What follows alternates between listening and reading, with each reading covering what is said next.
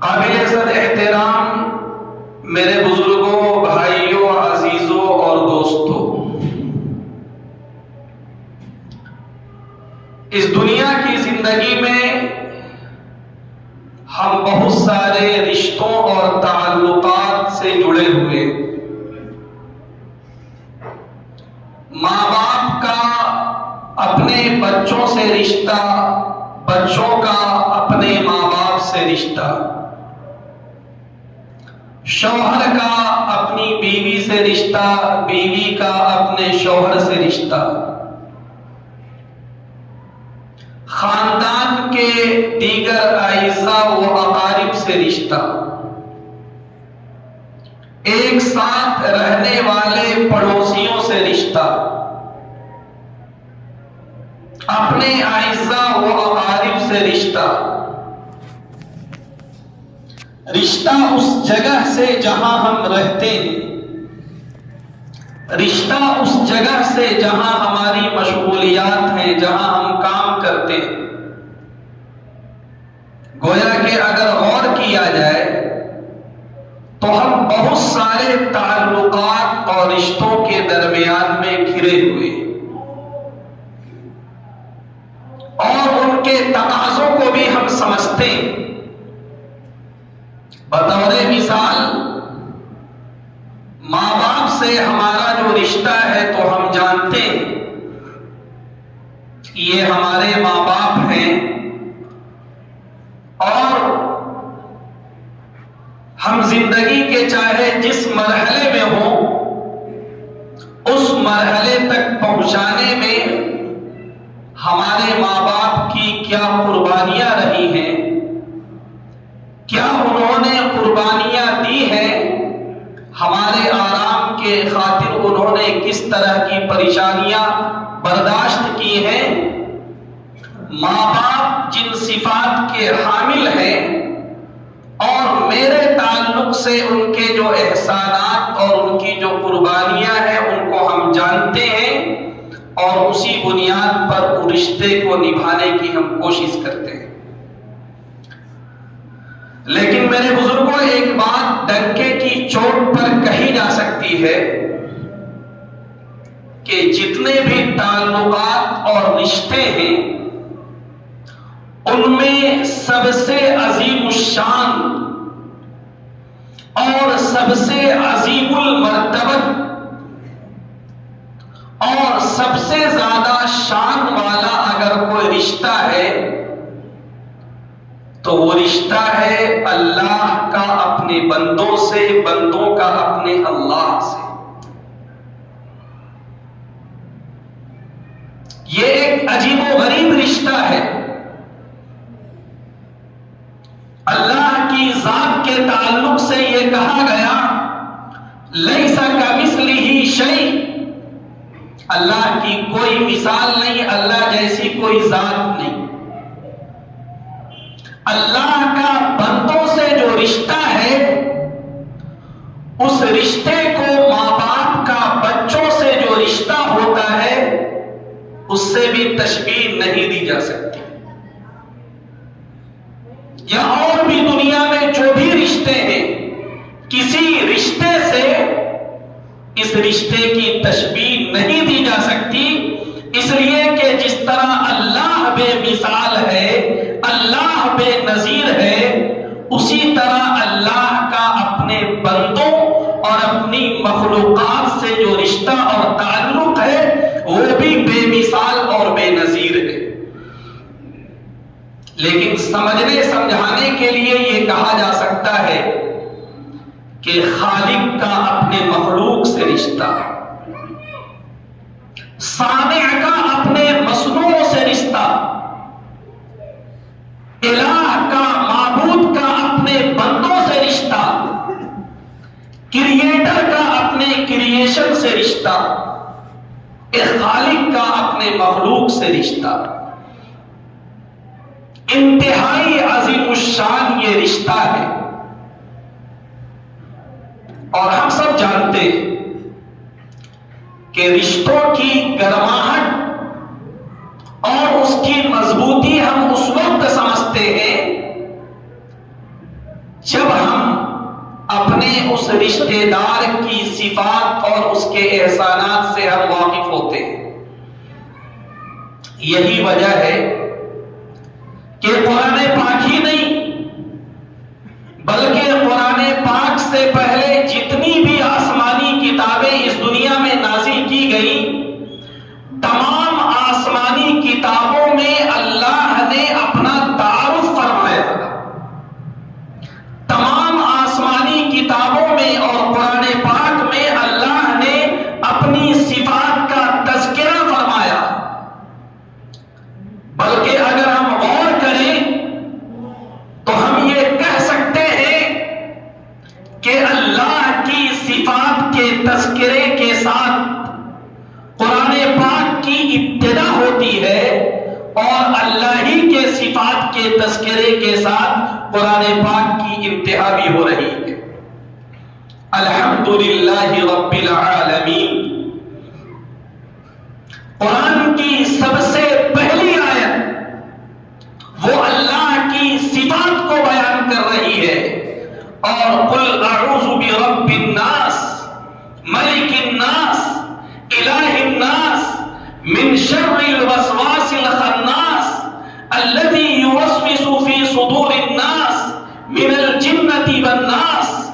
قرآن پاک کا مسک الختام اور قرآن پاک کی سب سے آخری سورت کا زیادہ تر حصہ بھی اللہ کی صفات پر مشتمل۔ کیوں؟ یہ صرف اس لیے کہ خصوصی طور پر وہ دو مخلوق جسے اللہ نے اپنی عبادت کے لیے پیدا کیا ہے، وَمَا خَلَقْتُ الْجِنَّ وَالْإِنسَ إِلَّا لِيَعْبُدُونَ، خصوصی طور پر یہ مخلوق اپنے اللہ کو پہچانے اس طرح جس طرح اس کے پہچاننے کا حق ہے۔ آج ایک بہت بڑا مسئلہ ہے کہ ایک مذہبی عقیدے کی طرح اللہ پر ہم ایک سرسری ایمان رکھتے ہیں، ایک دینی بات کی طرح اللہ کی قدرت، اللہ کے علم، اللہ کی کبریائی کا تذکرہ ہوتا ہے اور ہم اس کو سنتے ہیں، لیکن اللہ کی صفات کا یقین جس طرح ہمارے دل میں موجزن ہونا چاہیے وہ نہیں۔ آخر کیا بات ہے کہ اللہ کے رسول صلی اللہ علیہ وسلم نے ایک موقع پر فرمایا کہ سورہ اخلاص قرآن کا ایک ثلث ہے، قرآن کا ایک تہائی ہے، قرآن کا ایک 1/3 ہے۔ ہم اس طرح کی باتیں سنتے ہیں اور یہ سمجھتے ہیں کہ صاحب کسی کے پاس اگر وقت نہیں ہے اور وہ 3 مرتبہ سورہ اخلاص پڑھے تو اسے پورا قرآن پڑھنے کا ثواب مل جاتا ہے، بس اتنی سی بات ہے۔ یقیناً اگر کوئی اس فضیلت پر یقین رکھتے ہوئے سورہ اخلاص 3 مرتبہ پڑھتا ہے اسے ایک قرآن پڑھنے کا ثواب ملتا ہے، لیکن ہمیں اس پر بھی غور کرنا چاہیے کہ کیوں یہ کہا گیا کہ سورہ اخلاص ثلث القرآن ہے، سورہ اخلاص پورے قرآن کا 1/3 حصہ ہے، سورہ اخلاص پورے قرآن کا 1/3 ہے۔ کیوں؟ وہ صرف اس وجہ سے کہ یہ سورہ اخلاص شروع سے اخیر تک اللہ کی صفات کو بیان کر رہی ہے۔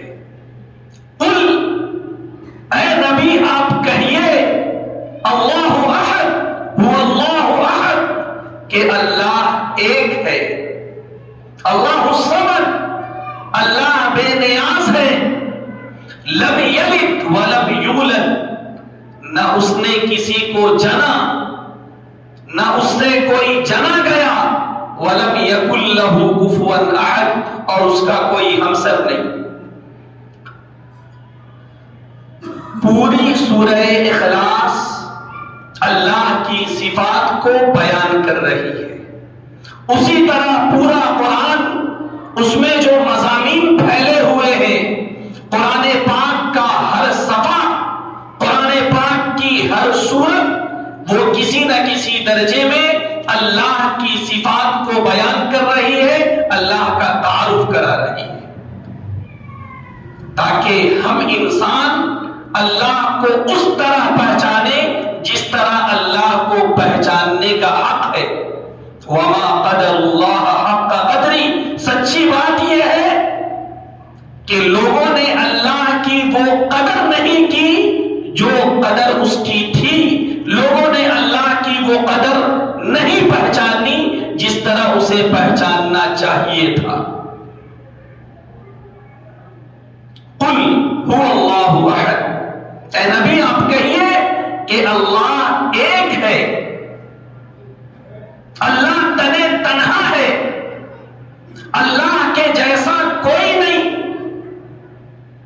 تم دنیا میں جس طرح کے تعلقات سے بھی گھرے ہوئے ہو، لیکن اللہ اور بندوں کا جو تعلق ہے اس کی نوعیت ہی الگ ہے۔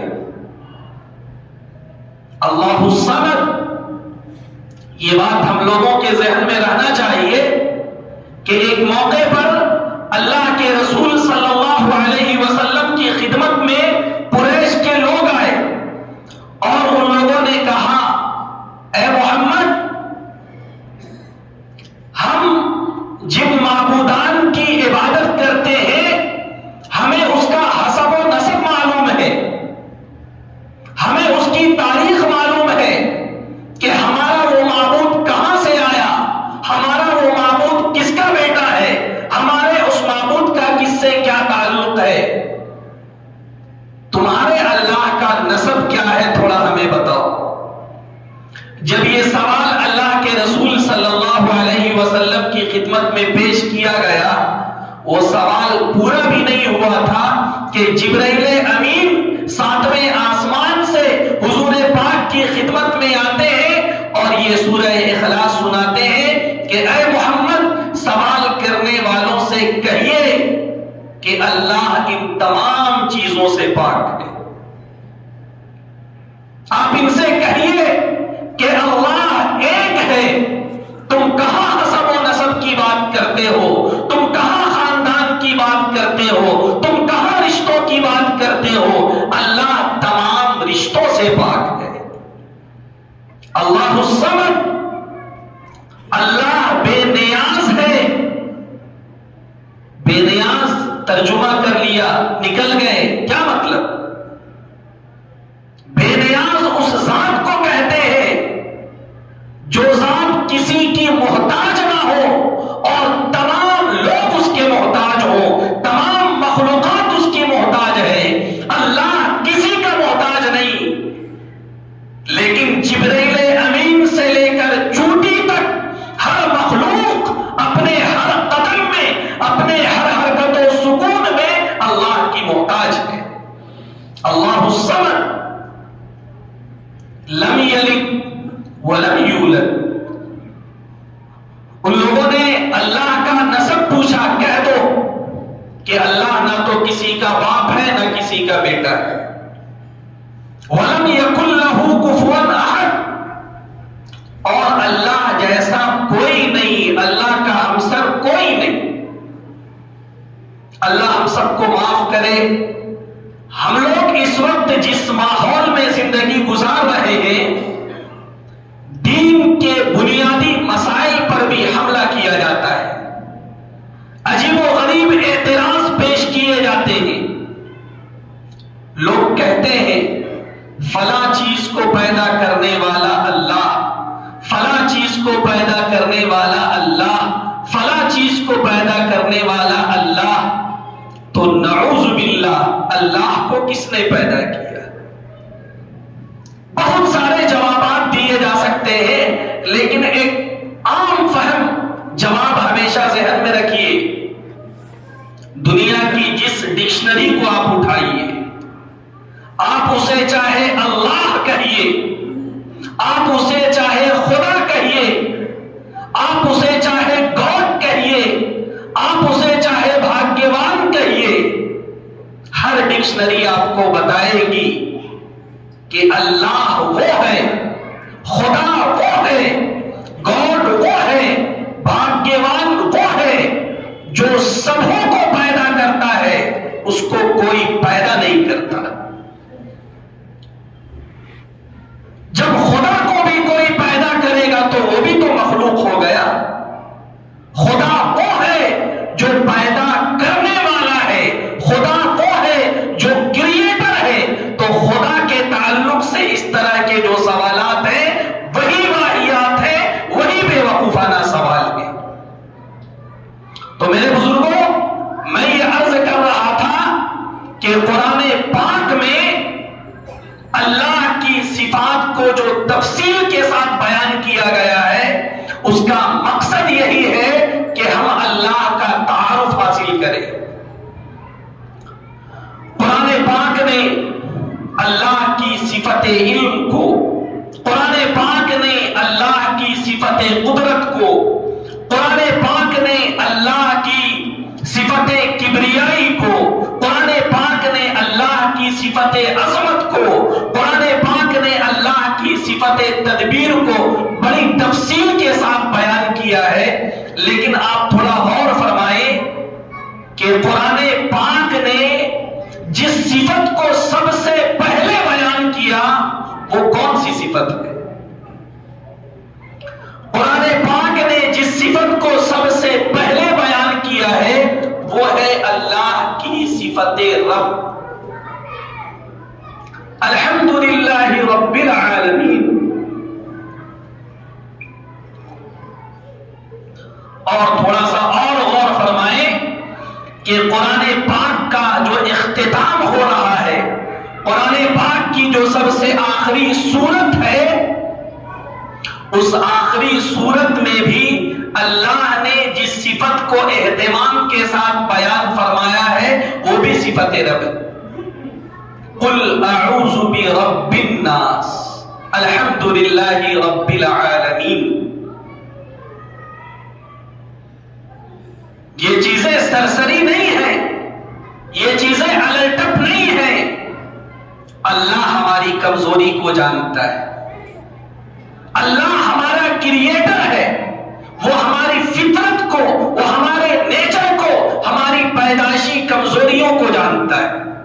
وہ جانتا ہے کہ اس دنیا میں جب انسان جائے گا اور اس کائنات کو جب وہ دیکھے گا، حالانکہ اللہ کی طرف سے سارے انتظامات ہیں، تھوڑی سی محنت کے بعد ان چیزوں کو انسان اپنے استعمال کے لائق بناتا ہے، لیکن اللہ کو پتا ہے کہ اتنا ہی سا کام اس کو وہ اپنے لیے اتنا بڑا بوجھ سمجھے گا کہ وہ یہ سمجھے گا کہ صاحب ہمیں اپنی ضرورت کا خود انتظام کرنا ہے، تو ہمارے اوپر دیگر ذمہ داریاں کیسی؟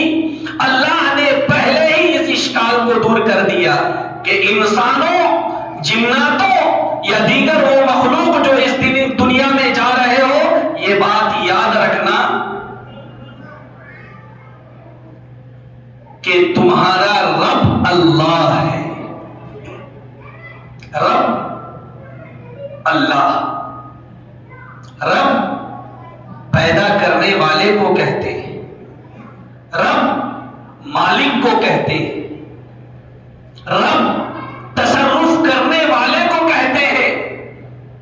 ہمارا پیدا کرنے والا اللہ، ہمارا مالک اللہ، ہمارے بدن کے سسٹم میں تصرف کرنے والا اللہ، جب اللہ چاہے آنکھوں کی بینائی سلب کر لے، جب اللہ چاہے سانسوں کو روک لے، جب اللہ چاہے دل کی دھڑکن کو روک لے، جب اللہ چاہے ہمارا گردہ کام کرنا بند کر دے، جب اللہ چاہے ہمارے بدن کا سسٹم کام کرنا بند کر دے، اللہ ہمارا مالک، اللہ ہمارا خالق، اللہ ہمارا متصرف۔ اور رب کے ایک معنی یہ بھی ہے کہ انسان کی ادنا سے لے کے اعلیٰ جتنی بھی ضرورتیں ہیں، ان تمام ضرورتوں کو پورا کرنے والا جو ہوتا ہے وہ رب ہوتا ہے۔ الحمدللہ رب العالمین۔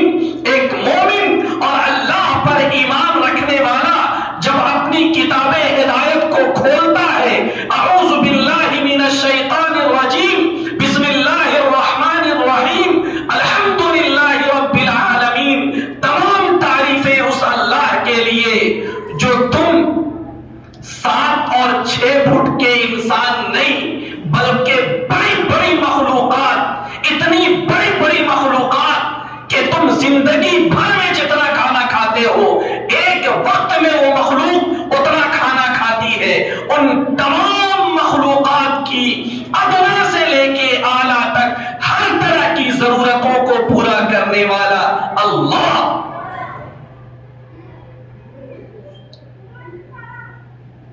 اللہ ہمارا خالق ہے، اللہ ہمارا مالک ہے، اللہ ہماری تمام ضروریات کو پورا کرنے والا ہے۔ اللہ کتنے محبت بھرے انداز میں فرماتا ہے، بندو هو الذی خلق لکم ما فی الارض جمیعا، اللہ نے اس کائنات کو بنایا، آسمان کو بنایا، زمین کو بنایا، اور اس میں انسانی ضروریات کی تمام چیزوں کو رکھ دیا اور کہہ دیا پریشان نہیں ہونا، یہ تمام کی تمام چیزیں اللہ نے تمہارے لیے پیدا کی ہیں۔ وَآتَاكُم مِّن كُلِّ مَا سَأَلْتُمُوهُ، جو کچھ تم نے اللہ سے مانگا اللہ نے وہ تمام چیزیں تمہیں عطا کی۔ اللہ اور کرنے کی دعوت دیتا ہے۔ أَفَرَأَيْتُم مَّا تَحْرُثُونَ أَأَنتُمْ تَزْرَعُونَهُ أَمْ نَحْنُ الزَّارِعُونَ لَوْ نَشَاءُ لَجَعَلْنَاهُ حُطَامًا فَظَلْتُمْ تَفَكَّهُونَ، تم کھیتی کرتے ہو، تم غلہ اگاتے ہو، تم پھل اگاتے ہو، تم کھانے پینے کی چیزیں اگاتے ہو، کیا تم سے پہلے جو لوگ اس دنیا میں آئے تھے ان لوگوں نے ان سامانوں کا اسٹاک زمین میں بھر دیا تھا جو زمین سے اب پودوں کی شکل میں اور پیڑ کی شکل میں باہر آ رہا ہے؟ نہیں، وہ اسٹاک اللہ کے خزانے میں ہے۔ دنیاوی سبب کے تحت تم اللہ کی بنائی ہوئی زمین میں اللہ کے پیدا کیے ہوئے ایک دانے کو ڈالتے ہو، اللہ نے جو پانی بنایا ہے اس پانی سے اس دانے کو تم سیراب کرتے ہو، پھر اللہ کی قدرت سے وہ دانہ بڑا ہوتا ہے اور وہ دانہ بالی کی شکل اختیار کرتا ہے، وہ دانہ پیڑ کی شکل اختیار کرتا ہے، ان بالیوں سے تمہیں غلے ملتے ہیں، ان پیڑوں سے تمہیں پھل اور اناج ملتے ہیں، اور تم کہتے ہو کہ صاحب سب کچھ کرنے والے ہم نہیں۔ تمہاری ادنا سے لے کے اعلیٰ تمام ضروریات کا پورا کرنے والا اللہ، تمہاری حفاظت کرنے والا اللہ، تمہیں کس وقت کس چیز کی کتنی ضرورت ہے اس ضرورت کے مطابق کائنات کے سسٹم کو سیٹ کرنے والا اللہ۔ جی، یہ جو گرمی اور سردی کا نظام ہے بڑی حکمتیں ہیں اس میں۔ اب تو سائنس آج کے زمانے میں ان حکمتوں سے پردہ اٹھا رہی ہے۔ یہ جو سورج اللہ نے پیدا کیا، اس سورج میں اللہ نے روشنی بھی رکھی، اس سورج میں اللہ نے گرمی بھی رکھی، اس سورج میں اللہ نے ایک تپش بھی رکھا ہے، اور اللہ نے بہت ہی بیلنسنگ کے ساتھ اس کو ڈیوٹی پر لگا دیا ہے۔ اس موسم میں تمہیں اتنا ٹیمپریچر دینا ہے، اس موسم میں تمہیں اتنا ٹیمپریچر دینا ہے۔ اللہ کے بنائے ہوئے نظام کے تحت وہ سورج ہر موسم میں اللہ نے اس کو جتنا ٹیمپریچر دینے کے لیے کہا ہے اتنا ٹیمپریچر وہ دے رہا۔ اگر یہ فرض کر لیا جائے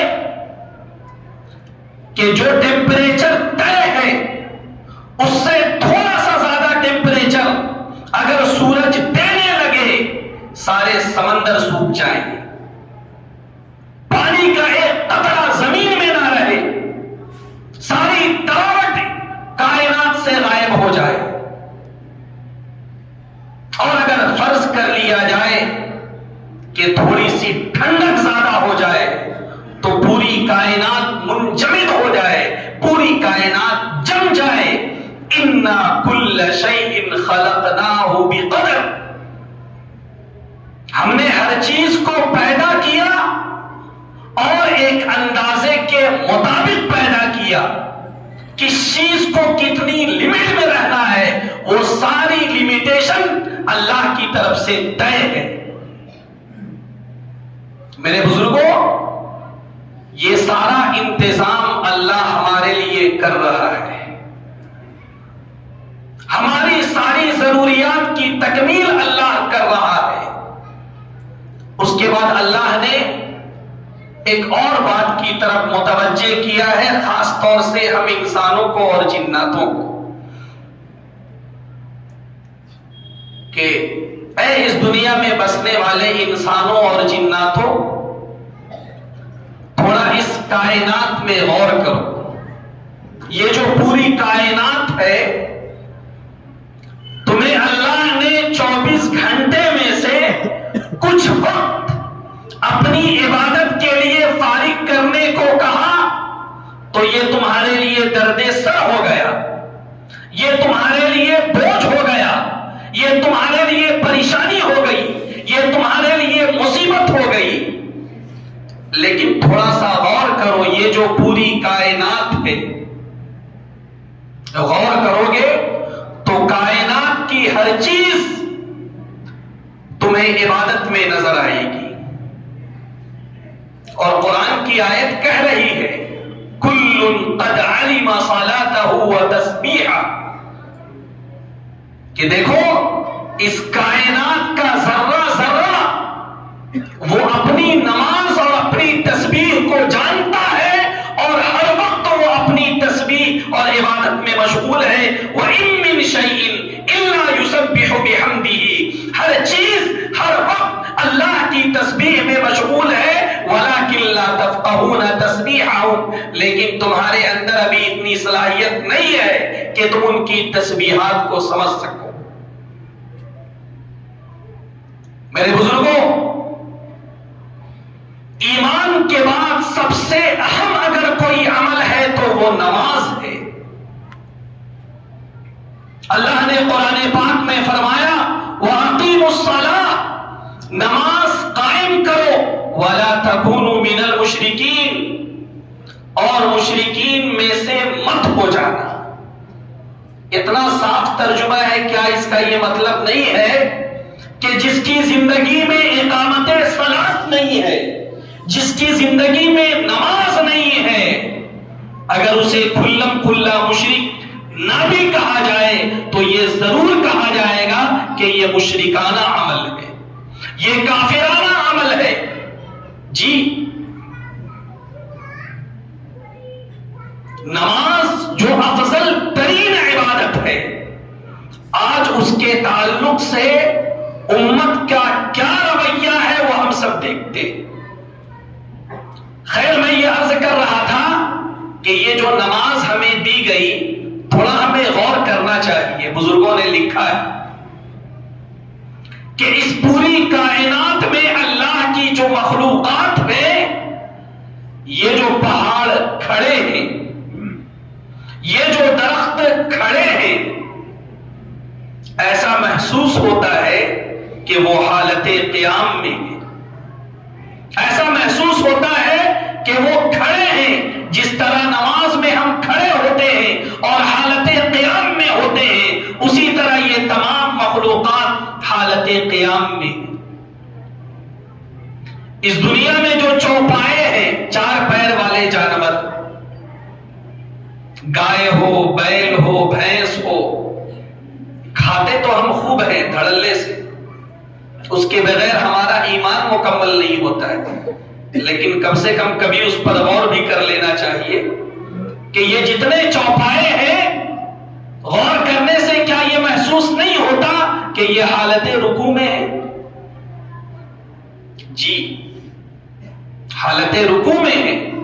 اور اس کے علاوہ بہت ساری مخلوقات ہیں، جب آپ اس پر غور کریں گے تو ایسا محسوس ہوتا ہے کہ وہ حالت سجدہ میں ہے۔ اور بھی بہت ساری مخلوقات ہیں، ان کے بیٹھنے کا انداز ایسا ہوتا ہے جیسے محسوس ہوتا ہے کہ وہ حالت تشہد میں۔ پوری کائنات اپنی عبادت میں، پوری کائنات اپنی نماز میں، پوری کائنات اپنی عبادت اور دعا اور تسبیح اور تحلیل میں مشغول ہے۔ انسانوں کو بھی غور کرنا چاہیے کہ ہر آن اور ہر لمحے اللہ کی نعمتوں سے فائدہ اٹھانے کے باوجود کیا وہ اللہ کے حق کی ادائیگی کی فکر کر رہا ہے؟ جی،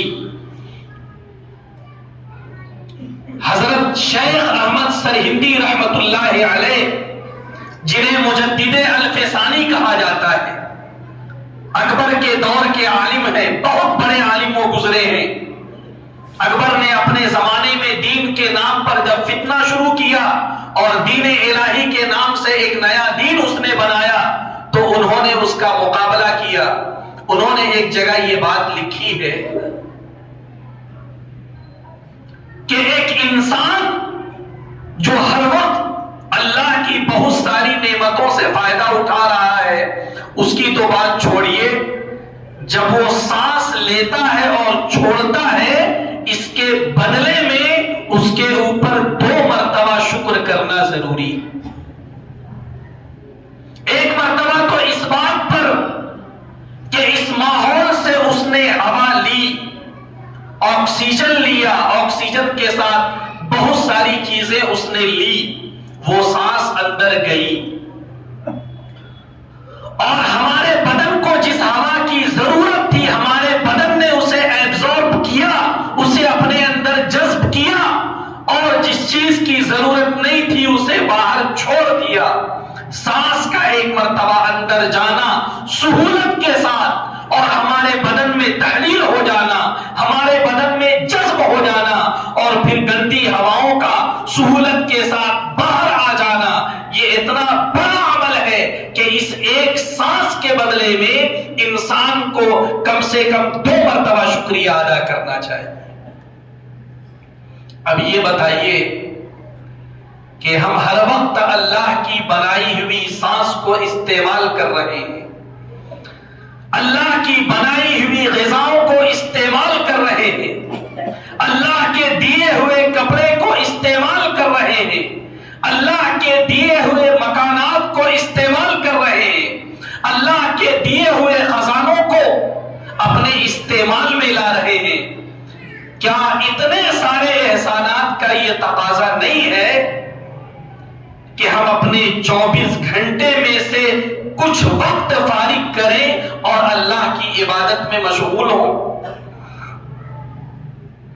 حضور پاک صلی اللہ علیہ وسلم اور صحابہ کرام نے نماز کی جو ترغیبات دی ہیں اور اس سلسلے میں خود جو عمل کر کے انہوں نے بتایا ہے، انشاءاللہ اللہ نے موقع دیا تو تفصیل کے ساتھ عرض کیا جائے گا، لیکن ایک بات میں آپ کے سامنے رکھوں۔ ایک مرتبہ ایک مفتی صاحب سے سوال کیا گیا کہ اگر جان بوجھ کر کوئی نماز چھوڑے، جان بوجھ کر اگر کوئی نماز چھوڑے اس کا کیا حکم ہوتا ہے؟ وہ تھوڑا سا ہمیں قرآن پاک میں یا حدیث پاک میں کہیں سے تلاش کر کے بتائیے۔ اگر قرآن کی کوئی آیت اس مسئلے کو بتا رہی ہو اور حدیث پاک کا کوئی ٹکڑا اس مسئلے کو بتا رہا ہو تو ہمیں بتائیے۔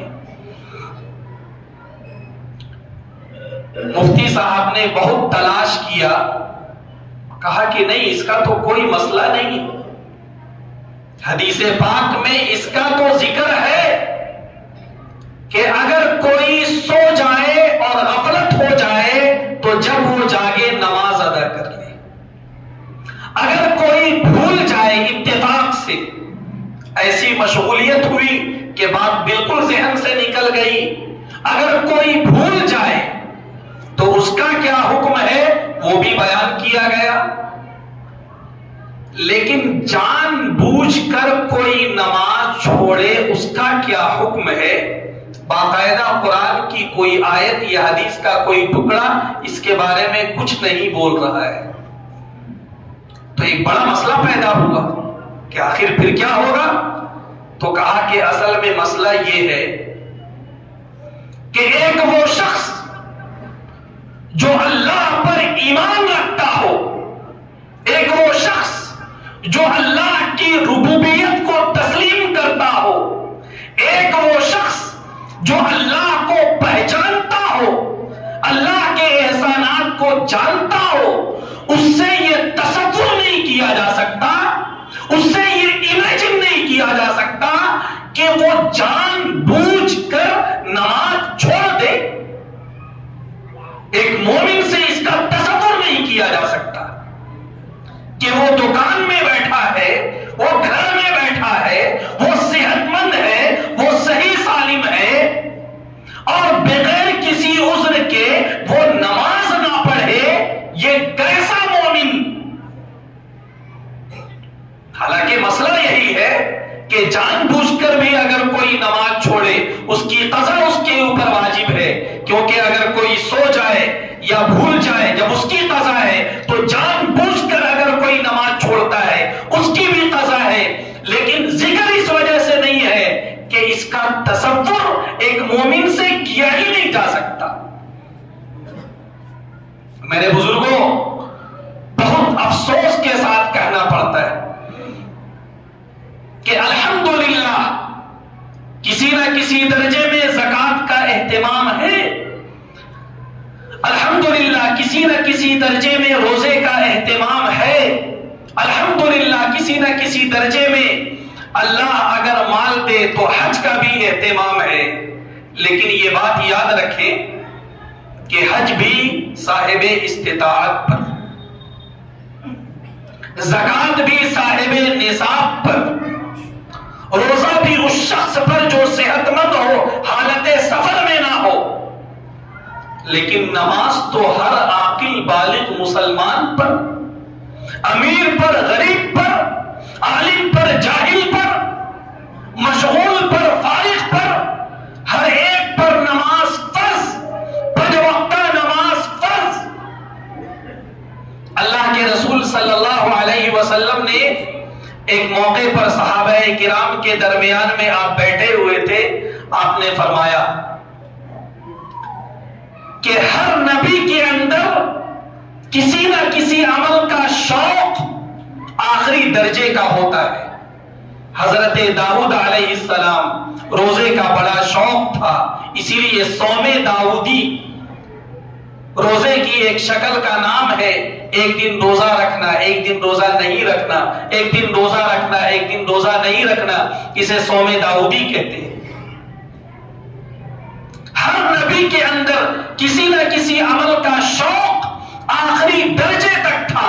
اللہ کے نبی نے فرمایا کہ مجھے سب سے زیادہ نماز کا شوق ہے، اور وہ بھی رات کے وقت تہجد میں۔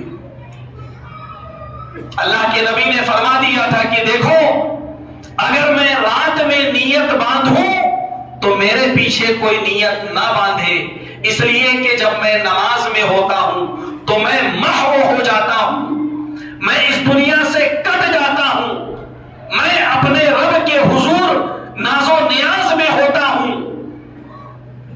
تم میں سے کوئی اس بات کا متحمل نہیں کہ جتنا لمبا قیام میں کر رہا ہوں اتنا لمبا قیام وہ کر سکے۔